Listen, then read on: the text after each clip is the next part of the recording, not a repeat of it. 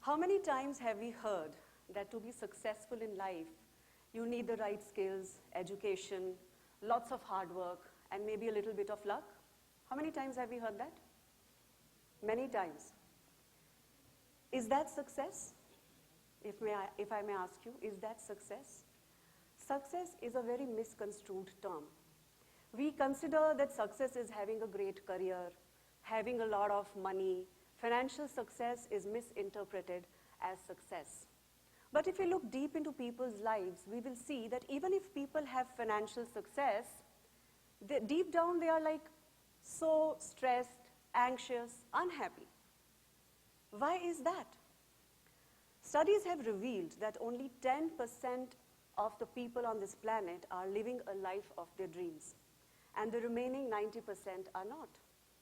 This got me wondering, why is there a difference in the life that we are living and the life that we want to live? Why is there this gap? This gap is there because we don't know the secrets to creating success. I love Earl Nightingale's definition of success, which says, success is the progressive realization of a worthy idea. This brings us to the very first secret of success, a worthy idea. What is a worthy idea? An idea that can change the world, is it? What is a worthy idea? A worthy idea is something that you're passionate about. It is something that you can give your life for. It is your passion, it is your dream. That is a worthy idea. If we look around, there are studies. I remember Richard St. John, he's a success analyst, and he did a 10-year-long survey to find out what is the secret of success. So he interviewed around 500 millionaires and billionaires all around the globe, and he found that none of them had money or fame as their first or second goals. All of them had great ideas that they were extremely passionate about. Look at Mark Zuckerberg, Virat Kohli, Nelson Mandela, Martin Luther King, Swami Vivekananda.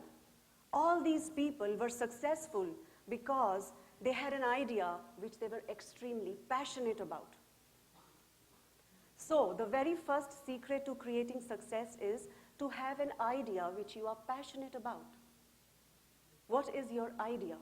What is it that you can contribute and give to this society?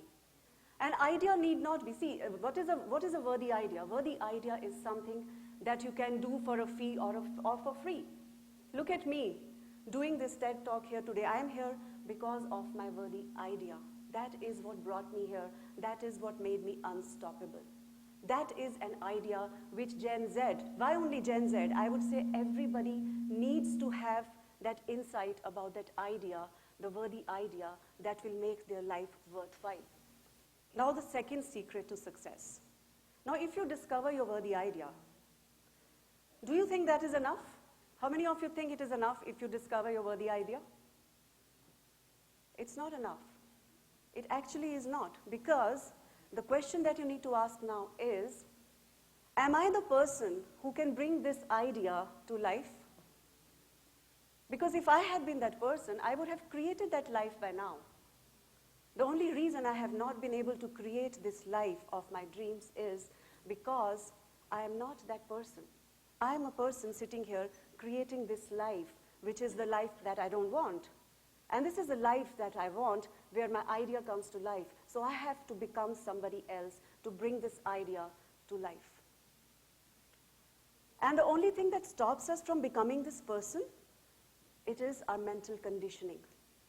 Right from our childhood to our adulthood, we are exposed to ideas, thoughts, beliefs from our environment, which includes our parents, our teachers, our siblings, our colleagues, the culture, the society.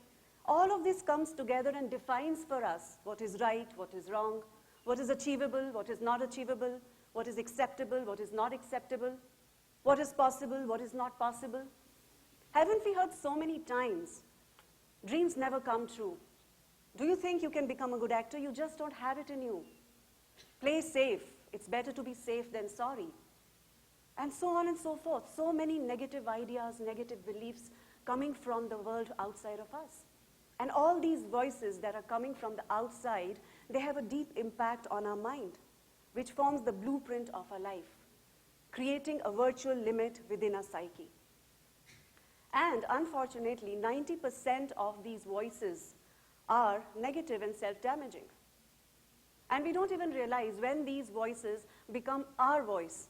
And we start telling ourselves things like, I'm not good enough, I'm not smart enough, I'm not pretty enough, I'm not old enough, I'm not young enough, and so many such beliefs and thoughts.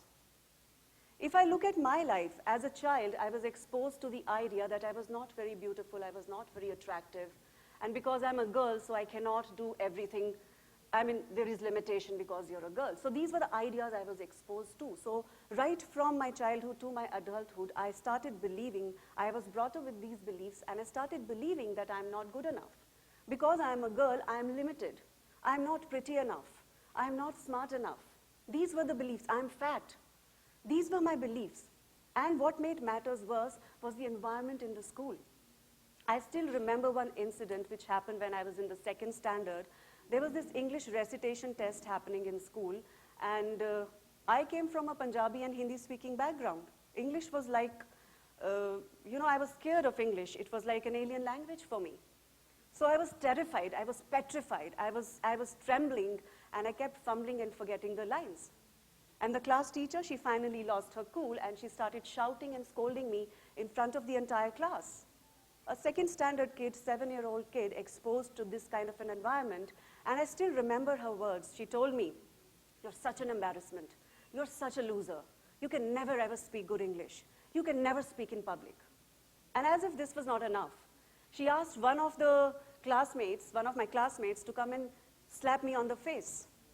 This was so humiliating. This was so insulting. It shattered whatever was left of my self-esteem and my confidence. And so these beliefs that I was brought up with, they became a part of me, a part of my identity. Identity is the second point that I'm talking about, your identity. What is your identity? See, we are born with limitless capabilities. But how much of those capabilities we use, it depends upon the beliefs that we have about ourselves, which is our identity. So if I keep telling myself, I can never speak good English, I can never speak in public, I would never be able to do it. So what do I have to do to bring my idea to life? I have to redefine myself, become a different person. And that's exactly what I did. I redefined my identity. I changed my identity. I changed those beliefs, those sets, those behaviors, those habits that were an integral part of me. Because I realized that I can never be able to bring this dream to life if I remain this person. I have to change my identity. So the second secret to creating success in your life is to start working on creating the identity of this person who will bring your idea, your dream to life. I know you're thinking, it's easier said than done. How can one change one's identity? Yes, you're very right. It's not easy. But it is not impossible. It's not impossible. If I can do it, anybody can do it. I had never imagined that I would become a public speaker, I would become a coach, an author, a speaker. I had never imagined it in my life. But when I found my idea, that gave me the courage to change my identity and become that person who will bring this idea, this dream to life. Another very important attribute, which is common amongst all the successful people, is that they're super, super focused. Now, what is focus? Focus is fixing your attention on a specific thought, subject, or action for a certain length of time without getting distracted, right? But how many of us are actually focused? The only reason we are not able to achieve what we really want to achieve in our life is that we never direct our focus. Focus is a very powerful energy. It is an energy which is very powerful. And whatever you will focus on, you will attract, you will create in your life, period. But if we look at Gen Z today, they are born in a digital world. They have everything available to them at their fingertips. The moment there is an urge, They have access to satiating it in a heartbeat. We are living in an instant gratification age. There are way too many distractions today than ever have been in the history of mankind. So what is the way out? Because these distractions are keeping you so busy. Social media, smartphones, Facebook, Instagram, WhatsApp, you name it. Every second there is a notification popping up, you're checking the notification, you're updating your statuses, you're updating your apps, your services. I'm not saying there's anything wrong with it, but look at what is happening with your focus. All these things are changing, they're stealing your focus. So you have to learn to draw a limit, create a balance, use technology to bring you closer to your dreams instead of the technology using and consuming you. That's the way out. So the third secret to creating success is to develop the skill, the art of focusing. Now, how does one develop that skill? There are many ways you can actually work on developing and sharpening your focus. And for me, the easiest has been meditation. If you can learn meditation, develop the habit of meditating 10 minutes in the morning, 10 minutes before you go to sleep, and you will see how your focus improves. It improves tremendously. You will not be attracted to any distractions. You will be super focused on your idea. Because when you're focused on your idea, that reason of your life, I call that idea the reason of your life. That is the why of your life. Kehte na, what is the purpose of your life? What is the reason of your life? Why are you here? There is a bigger meaning, bigger purpose to our existence, and that is that idea of your life. You're not here to just live an ordinary life, work through the weekdays, wait for the weekends, pay your rents and bills. You are here for a bigger purpose, and it is your responsibility to discover and find that idea. Now, once you have clarity of your idea, you also have clarity, okay, this is the person I need to become. These are the attributes, these are the beliefs that I need to create about myself. These are the behaviors I need to change. These are the habits that I need to, develop and create this new identity. You also work on improving your focus, and you're working towards your dream, taking action towards your idea, and then something happens that stops you. You encounter a failure.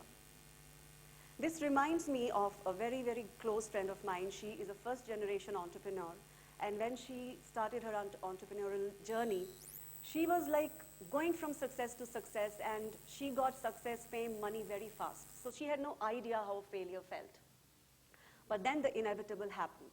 Failures are inevitable. The inevitable happened, and she faced her first failure, and she had no clue how to handle that failure.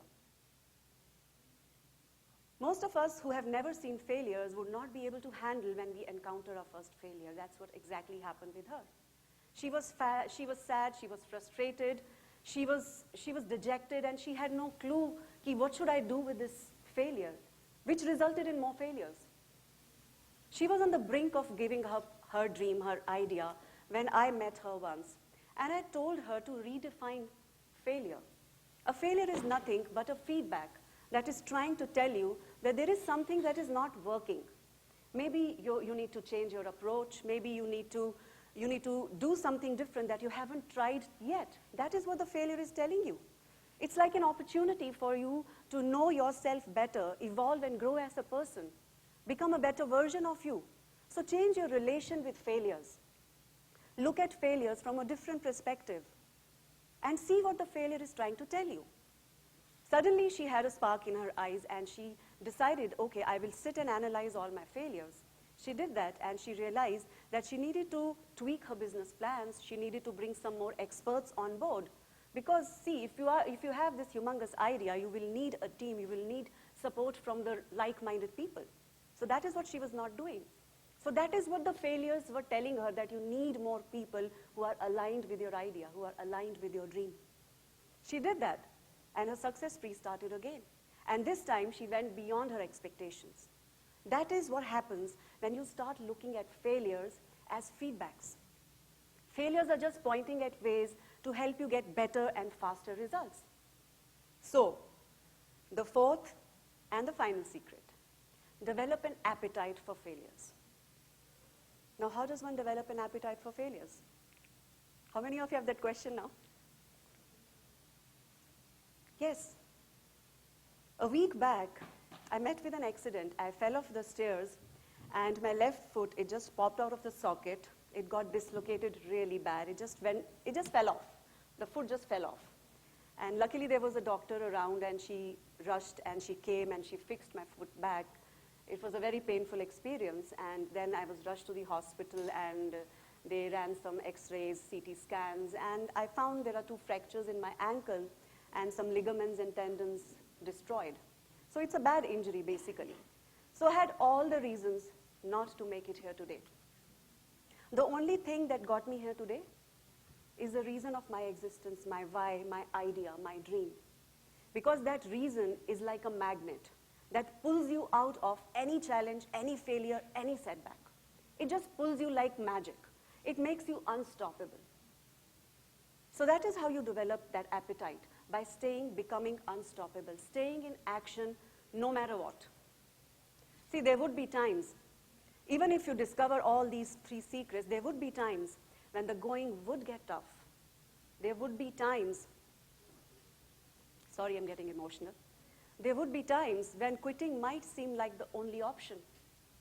There would be times when you would be broken and bruised, and you would feel, okay, nothing is working in my life.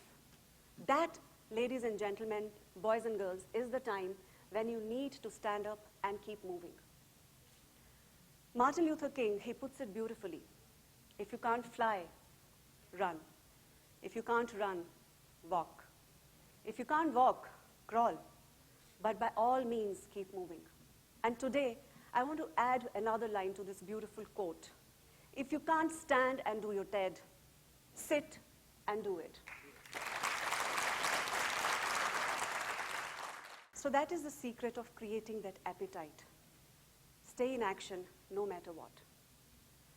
Success, always remember, success is not getting there. It's not a destination. It's a journey that will start with your idea. Sir Edmund Hillary, he started with his idea of climbing Mount Everest in 1951. All of us know that. He tried in 1951, he failed. Again in 1952, he tried, he failed again. Finally, he made it to the top in 1953, but he did not succeed in 1953. His success started the moment he made up his mind and he decided to scale the highest peak on this planet in 1951. You are successful when every single day you are taking steps, micro or macro, doesn't matter. Every single day when you're taking steps towards that worthy idea of yours. Believe me, it is so much more easier to endure, overcome challenges, and keep going if you're working towards a worthy idea. And I think today I am the best example of this. You are successful when you decide that I will stay focused on this idea no matter what. You are successful.